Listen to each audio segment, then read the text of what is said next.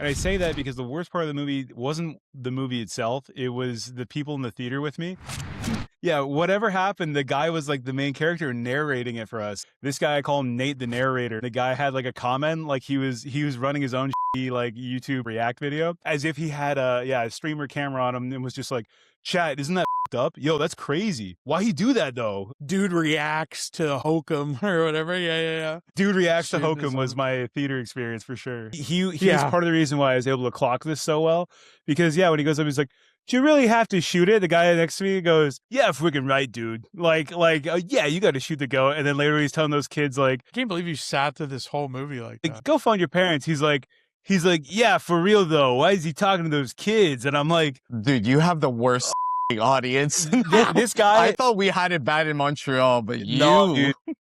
When Hollywood Okay. does those like pre-screeners to gauge audience reactions, he's the guy they want. Like he's an open book where it's like, you see patient 31C in the front row there? He acted very adverse to that child pedophilia joke there.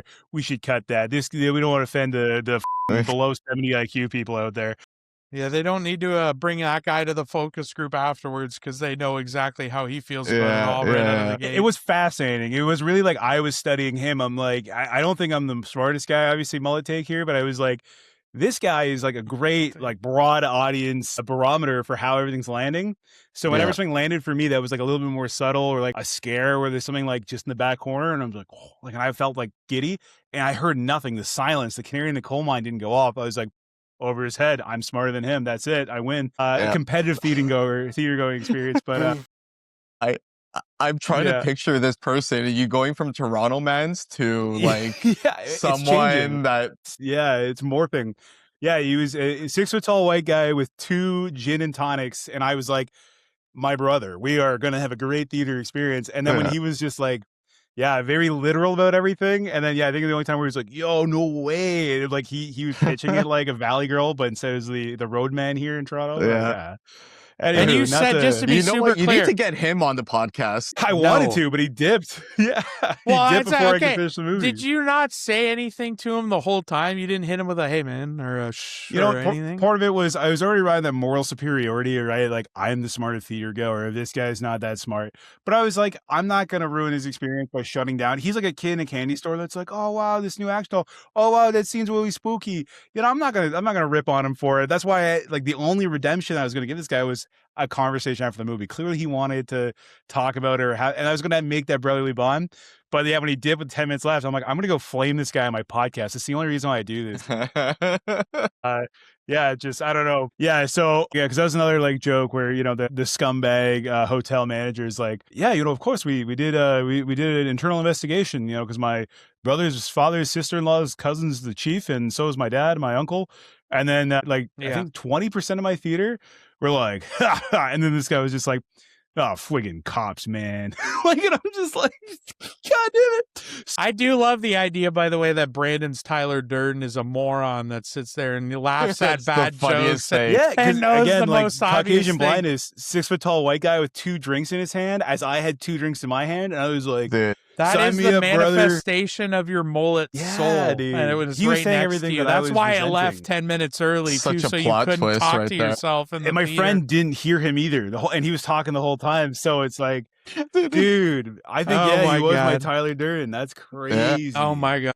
I got to do a quick tangent here to talk about one of my favorite Kelsey Shea theater etiquette stories. I was going to. Are we thinking of the same one at Babylon, by the way? Back to back. Well, okay, I'll tell mine. No. The same I was one. thinking about the F1. Well, let's do. Okay, we'll do 2. I'll do the Babylon one because the Babylon one's one of my favorites. So, also Babylon mentioned. Shout out to Babylon 2 weeks in a row on the pod. But Kelsey and I went to see Babylon, and we were like way late in that. Like I had already seen it. You had not seen it. I wanted you to see it. So we went way late. It was literally us and like a couple, like kind of slightly diagonally in front, just off like literally a seat over, one in front of Kelsey and then one in the open seat. And they were talking a lot, and Kelsey leaned forward and he's like, hey guys, do you mind? He hit them with the polite, please. Hey guys, just be quiet. And then instead of that, because they're fucking morons, apparently they thought the more reasonable thing would be to text and then show each other. So they literally were like, hey, babe, what do you, and then would just show that. So like, that's so much even worse to me than the talking. So what I did is I fucking hoofed the seat right next to them, and they 150% thought it was Kelsey that did that, which was really funny because they both looked at him, and I was like, put your fucking phones away, and I yelled at them. And they lasted maybe like 10 more seconds. But the thing that kills me about this and why this is stuck in my head for so long is the girl walks off and they go right and the boyfriend follows. He hits the end of the seats and he stops and he turns around and he looks at us. And then he walks down the stairs, gets to the bottom of the stairs, turns around and looks back up at us. And then he walks across the front of the theater to the exit, walks slightly down the exit so we can only see like his forehead and eyes, and then he stops and he turns around and he looks up at us. And then he walked out, and we were probably like 30, 40 minutes into the 3-hour epic of Babylon, and they did not come back. So that was one of my favorite and proud Kelsey moments, because he was like, get the fuck, and we were like mean mugging this guy. But it was the funniest thing. This dude stopped 3 times, just stopped and looked back up at us like we were the fucking problems. The next one is the F1 one. And I don't know, you're definitely a better storyteller than me, but the F1 one was possibly one of the worst experiences in a movie theater in my life, where I know, I totally forgot this, and I just remembered what happened at that. And it was one of those, like, they came in late, and you know when you can tell you're like, they're gonna be they're gonna potentially be an issue. That's gonna be a problem. We called that out. We said it to each other. They came in like late, and we looked at each other and we're like, mm-mm. But it was like any movie. It was like we got like the Thursday showing. It was like the early showing. Yeah. Right? If I'm not mistaken. It was like pretty much sold out. Like typically those are the audience of like, you know, they really want to see that movie, and like they, you know, they're typically a better crowd. Thursday, opening night, usually a good crowd. Yeah. However, not with this group. I don't know what happened before, but I can just recall this person just taking her phone out every single, like probably like every few minutes. Yeah, like to the point where it went from like Instagram to like the weather app to Uber. She was like, looking for fucking Ubers halfway through. Dude. Reddit, slow cooker meals, you know, just... Dude, like everything. She was just like, it was like she was at home just hanging out and like just checking random shit on her phone, but like throughout this fucking movie. And I'm like, what the fuck? I couldn't handle it. And apparently Shay felt more aggressive about it than me. Yeah, he's holding his rag, which is his sweat rag. Absolutely. It was summer. It was hot as fuck too. Yeah. That thing was damp. A wet boy. Yeah, that was a damp rag too. I think you did say something first. I did. Right? I think you start nice. You told him like, get off your phone or whatever it was. Like they were like 2 rows down, if I'm not mistaken. And like you did your part and like she put it down. But then right after, Uber Eats, checking out the deals, 2 for 1, boost stands or whatever it is. And then I just see Shay just lean forward a bit and like literally like just lob that sweat rag. I saw it just lob over and just land on her like hands and like on her phone, and perfectly draping over it. Yeah. It was peak. That was peak cinema. It was also like you could have been a great 3-point shooter in the NBA if you wanted to. I had to lean. I was so like, because I was like, if I fucking miss this, and I really don't want to hit anybody else. So I leaned forward, basically over top of the people that were in front of us. But they were even more annoyed by the phone because they were right there, and so I could tell. So what happened was I fucking literally, dude, I was like, pink like that, and I fucking peppered it, and then she turned around and no one ratted me out, and then at the end they stayed, but she did not do it again. And then at the end of the movie, she fucking turned around and no one said shit. No one. Who's the sweaty one here? I threw the sweat rag. No, I threw the sweat rag, you know, and then Yeah, everyone's like, that's we I'm threw the sweat Spartacus, rag. bro. Yeah, I'm Spartacus. Spartacus. No, To I speed run totally forgot about that until you started Yeah. telling me, like, what happened at the F1? That's burnt in my memory. That That was just one, great. that's such a good one because I was so happy with that throw. But I think Yeah. again, part of it, because if a normal one, like it's like it's not, it'll just fly away, right? But that shit was fucking moist because we had went out before. Like I think it was like our second movie of the day. We went out for dinner, so that thing had some usage. And if you're listening to this and that was you, fuck you. You Yeah. deserved it. Yeah, absolutely. to speed run it because like F1 was also one of my worst theater experiences. Again, Thursday remember night, should be a those good too. crowd, IMAX. But the long and short of it, there was a bunch of there's like 5 really short jabronis in front of me, all wearing like Formula One gear or like Ferrari shoes. Like they were the target demo for F1, I'm pretty sure. But the one dude had his phone on his knee the whole movie, full brightness, middle row IMAX Thursday night. I'm like, what the hell?